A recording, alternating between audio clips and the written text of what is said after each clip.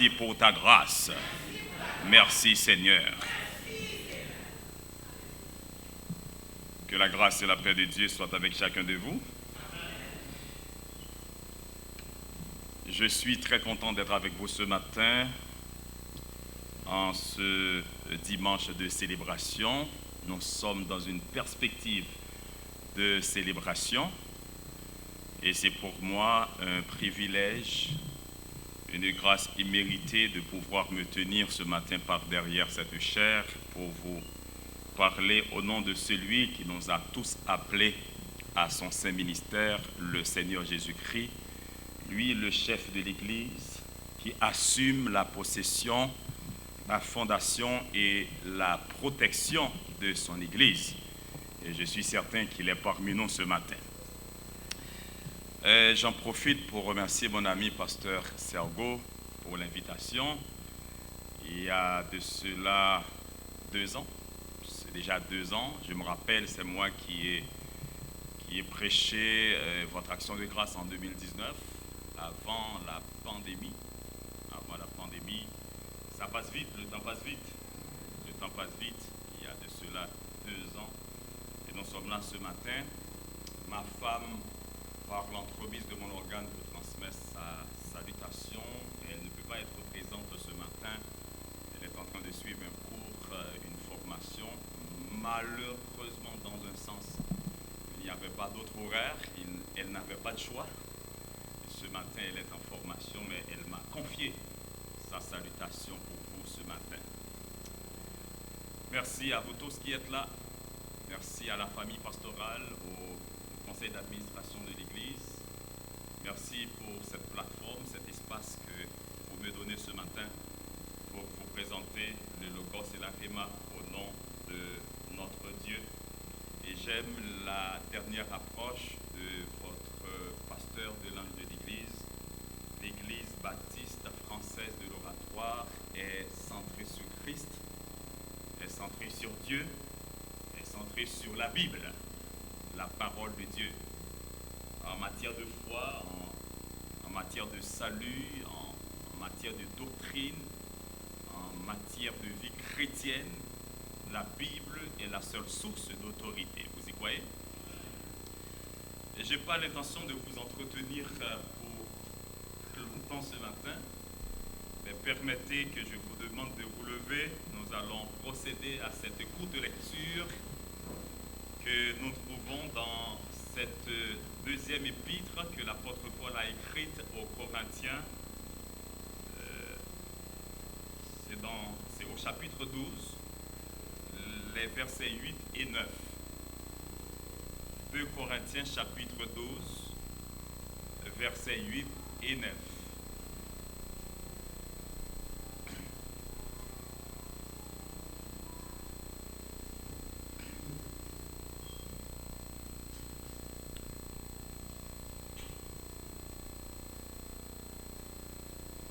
Vous y êtes? Je vous en donne lecture. 3 fois j'ai prié le Seigneur de l'éloigner de moi. Et il m'a dit, ma grâce te suffit, car ma puissance s'accomplit dans la faiblesse. Je me glorifierai donc bien plus volontiers de mes faiblesses, afin que la puissance de Christ repose sur moi. Ma grâce te suffit. Voulez-vous dire avec moi ce matin, Seigneur, ta grâce nous suffit. Ta grâce nous suffit. Merci, vous pouvez vous rasseoir.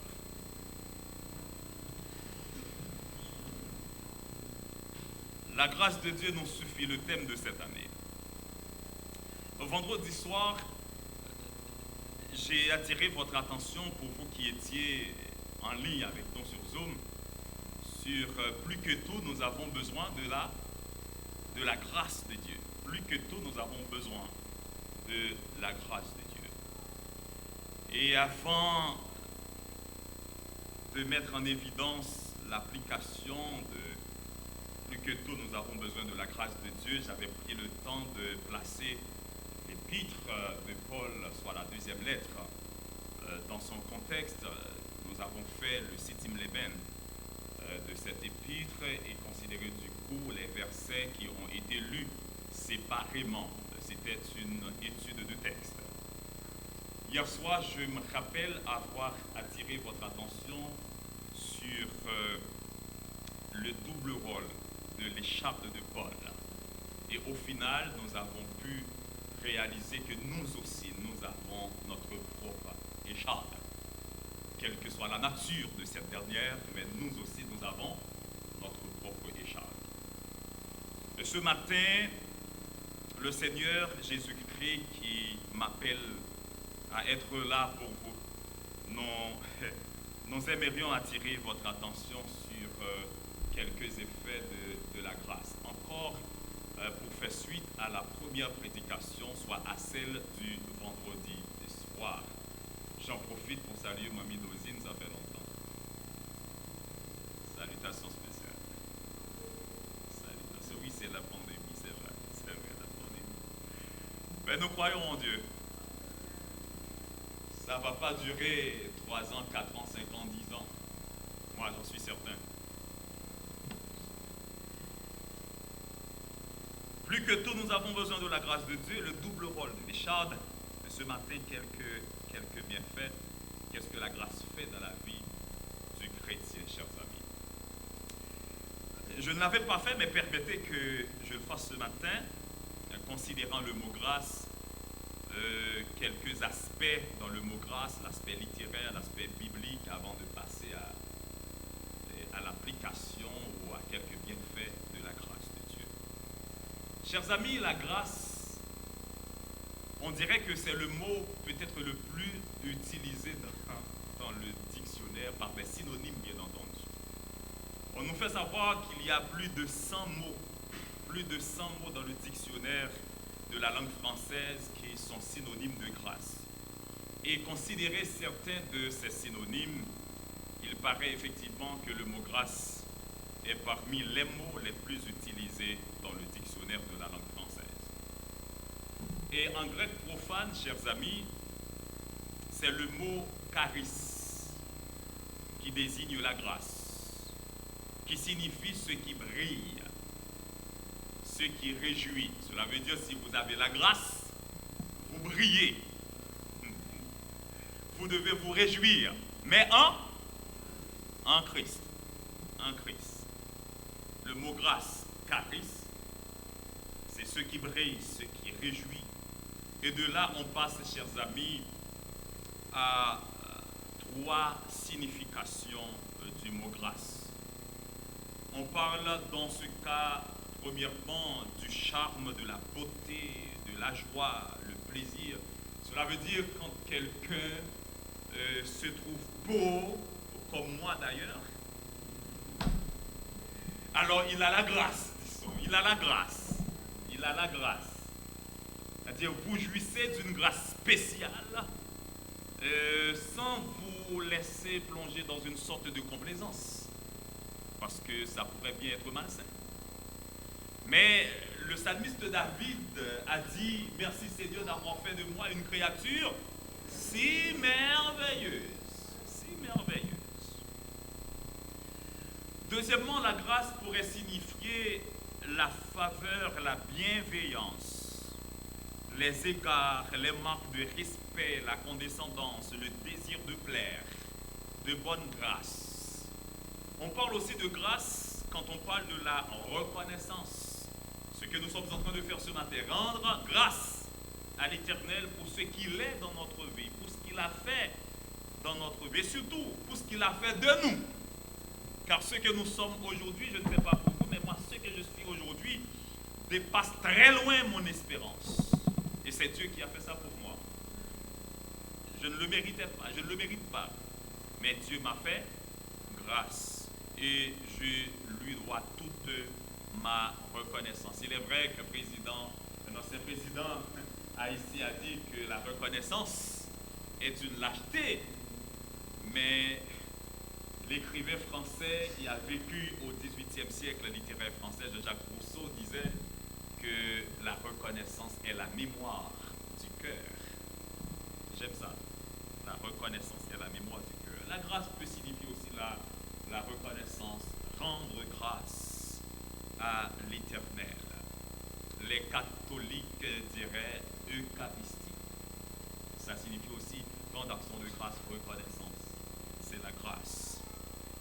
Eh bien, chers amis, dans l'art oratoire et la littérature, peut-être c'est une déformation, comme ça fait longtemps et que c'est certaines habitudes que j'ai perdues dans l'enseignement. J'ai été professeur de littérature et de philosophie en Haïti, particulièrement dans la ville du Cap-Haïtien.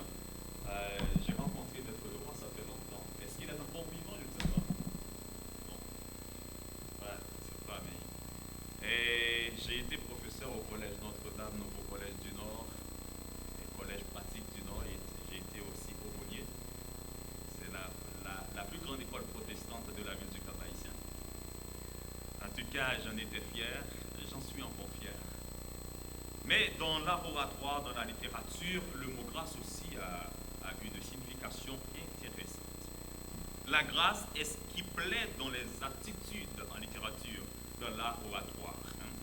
Les manières, les bonnes manières, les beaux discours, les bons discours. Un certain agrément, un certain charme indéfinissable. Et les grâces de la diction. Pour vous dire, franchement, j'aime entendre parler votre pasteur. Il a l'aisance que requiert la communication orale. C'est pas pour le flatter, mais vous avez un pasteur que Dieu a fait beaucoup de grâce et à beaucoup d'égards. Et quand j'entends ce pasteur parler, j'aimerais bien être comme lui. J'aimerais bien être comme lui. C'est ça, et Dieu nous a fait grâce dans plusieurs domaines. Les grâces de la diction, soit en éloquence, soit en poésie. On parle aussi de grâce. Cela veut dire quand quelqu'un parle bien, quand quelqu'un s'exprime bien dans une langue, la personne est en train de jouir d'une grâce spéciale. Parce qu'en plus, le monde n'a pas les ou pas capable. C'est une grâce spéciale et c'est dans l'art oratoire, dans la littérature. Et dans la justice humaine, la grâce aussi a une signification, en fait, du sens. Quand on parle de la remise de la peine que le principe ou l'autorité exécutive fait à un condamné, on parle aussi de grâce. On parle aussi de grâce. Mais Molière a mis un accent aigu sur cette grâce. Et Molière, dans Don Juan et pour le festin de Pierre, a dit oui, j'ai eu grâce dans cette affaire. Mais cette grâce n'éteint pas peut-être le ressentiment des parents et des amis. Ça, c'est dans la justice. Et vous pouvez être bénéficiaire d'une grâce spéciale dans le domaine de la justice parce que vous étiez coupable, mais on vous fait grâce. Mais cette grâce n'était pas la colère de l'autre partie. Mais on parle quand même de grâce. On parle quand même de grâce. Et dans la Bible, chers amis, qu'est-ce que cela veut dire pour nous le mot grâce? Et cependant, dans le psaume 84, verset 11, c'est Dieu qui donne toutes ces grâces, les grâces que je viens de citer. Qu'il s'agisse de grâce dans le domaine de l'oratoire, qu'il s'agisse de grâce dans le domaine de la littérature, dans le domaine de la justice, encore c'est Dieu qui donne grâce, car dans le psaume 84, verset 11, le psalmiste dit c'est l'Éternel Dieu qui donne grâce et gloire. Et il ne refuse aucun bien à celui qui marche dans l'intégrité, qui donne grâce et gloire. Là, je parle de grâce à tous égards. Qu'il s'agisse de grâce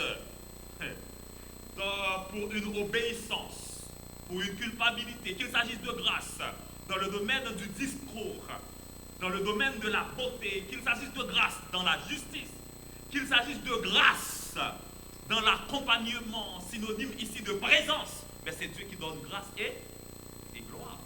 Et il ne refuse aucun bien à celui qui marche dans l'intégrité.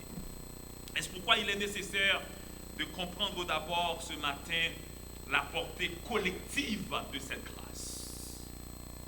C'est dans l'évangile Luc Anier, chapitre 4, du verset 16 au verset 18e, un texte de l'Ancien Testament qui a été repris par le Seigneur Jésus-Christ lui-même. Voici l'Esprit du Seigneur est sur moi.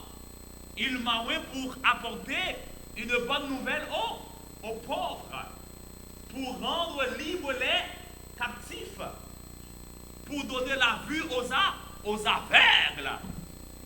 Et avant de fermer le livre d'Ésaïe, il a dit c'est pour proclamer une année de grâce du Seigneur. Et cette grâce était pour tout le peuple.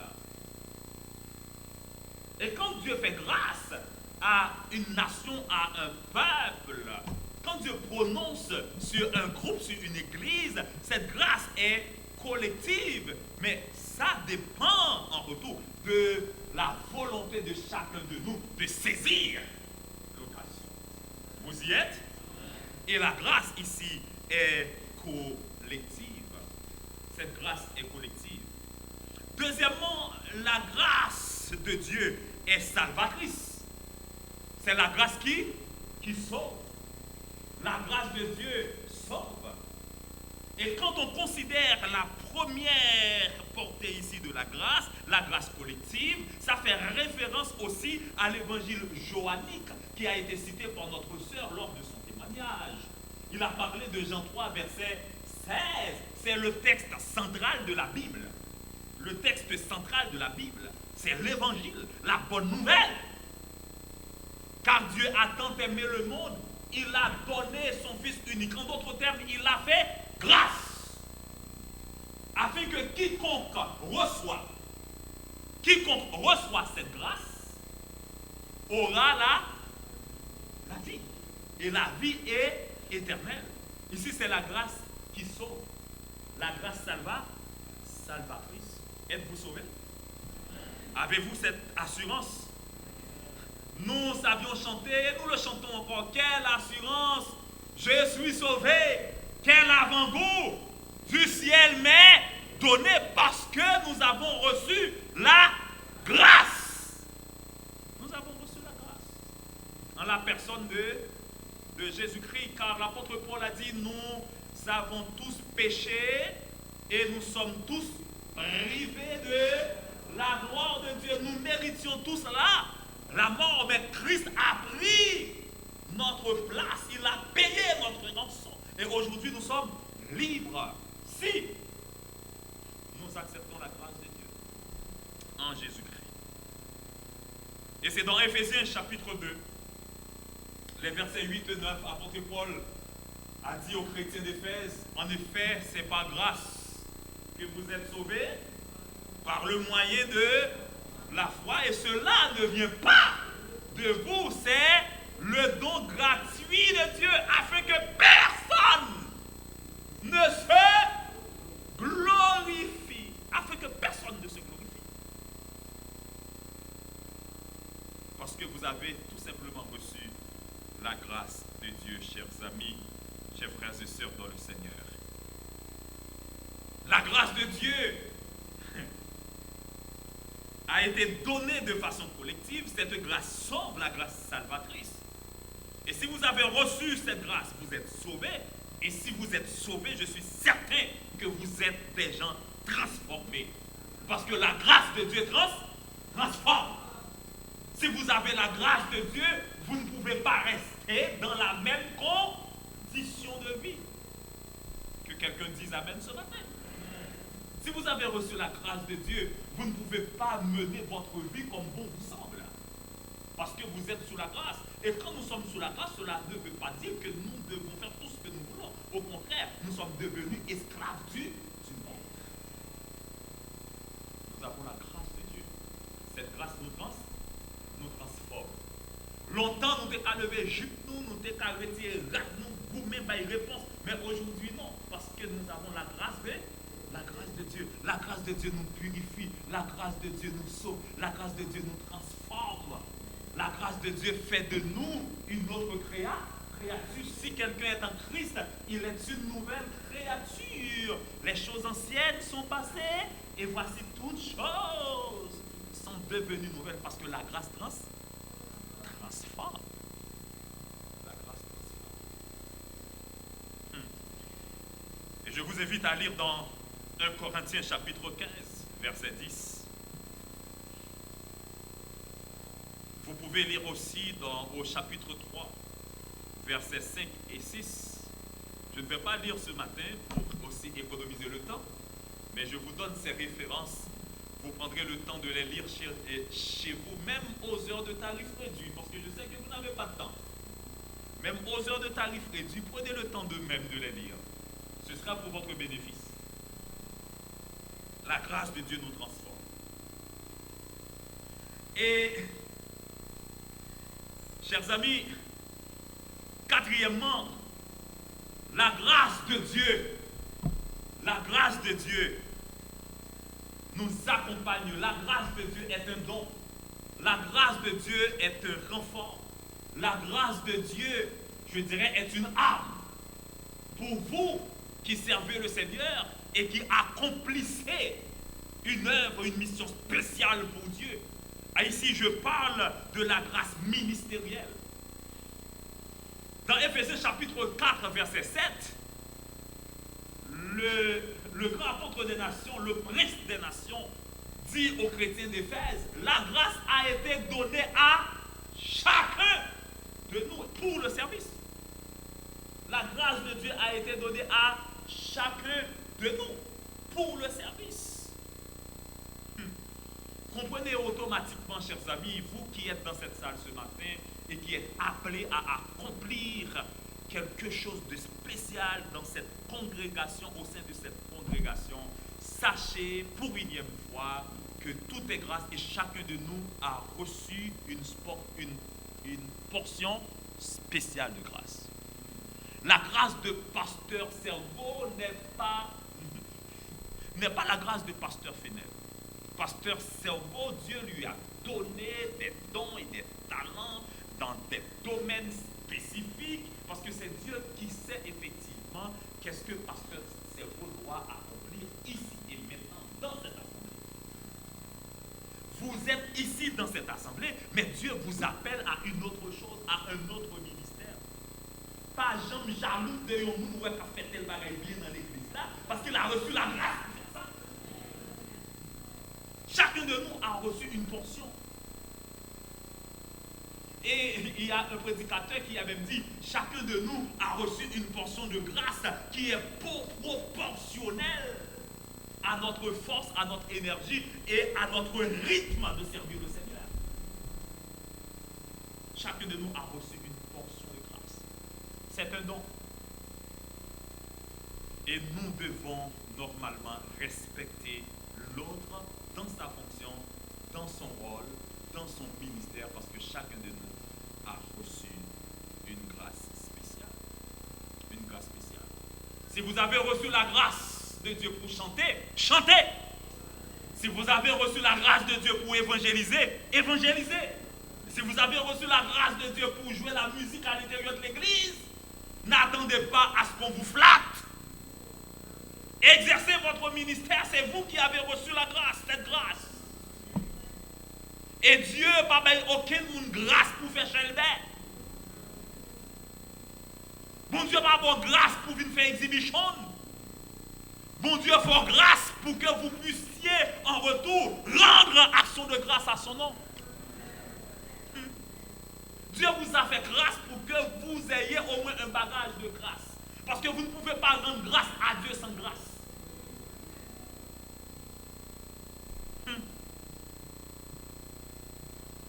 Et cinquièmement, la grâce de Dieu est fortifiante. La grâce de Dieu est fortifiante dans le texte que nous venons de lire. Dieu dit à Paul, ma grâce te suffit après avoir prié pour moi. Ma grâce te suffit. J'ai vite compris, chers amis, que moi personnellement, j'ai entendu Pasteur Sergo faire cette prière, soit hier soir ou avant-hier soir, et parce que moi j'ai mis l'accent sur tous les détails dans un service parce que j'écoute, moi je ne suis pas quelqu'un qui est en ligne pour que les autres puissent voir que je suis en ligne, même si je m'occupe d'autre chose. Il y a des gens qui font ça, hein. ils ouvrent leur caméra, ils sont là, mais ils font d'autres choses. Ils ne vous écoutent même pas. Mais moi, je suis le service, j'écoute, et puis j'ai pris note. Et quand pasteur Servo dans sa prière a dit, Seigneur, peut-être nous aurions voulu que cette assemblée soit une grande assemblée, que nous soyons plus nombreux, mais tu nous dis que ta grâce nous suffit, en sorte que l'Église baptiste française de l'Oratoire, chers amis, puisse comprendre que le Dieu que nous servons ne met pas l'accent sur la quantité, mais sur la qualité. Car quand la qualité est au rendez-vous, la grâce de Dieu est là. Vous n'avez pas besoin d'aller chercher du monde. Ils vont venir. Car c'est la grâce de Dieu qui fait tout.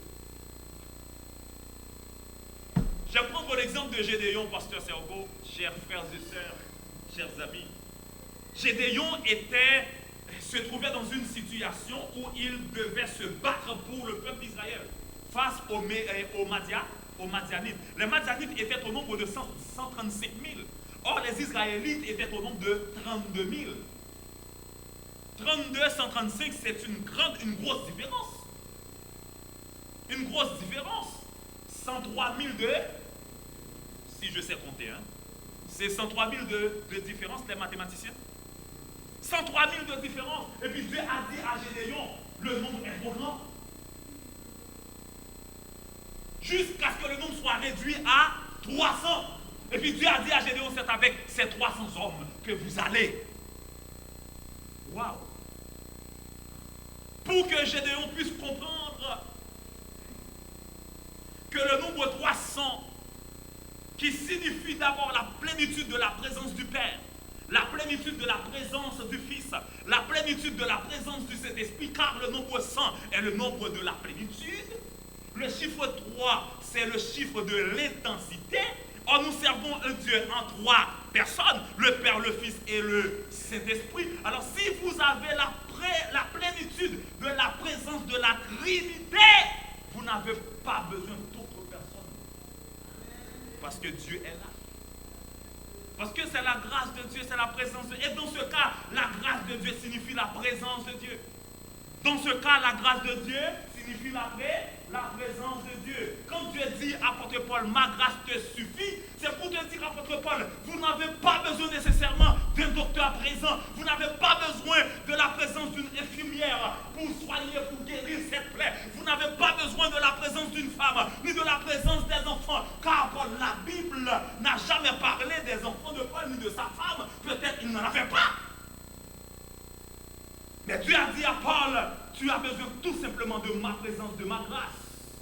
Car cela ne servira à rien si vous avez tous les docteurs du monde, toutes les infirmières du monde, si vous êtes guéris, mais vous n'avez pas la grâce de Dieu. Car en dehors de la présence de Dieu, c'est l'enfer.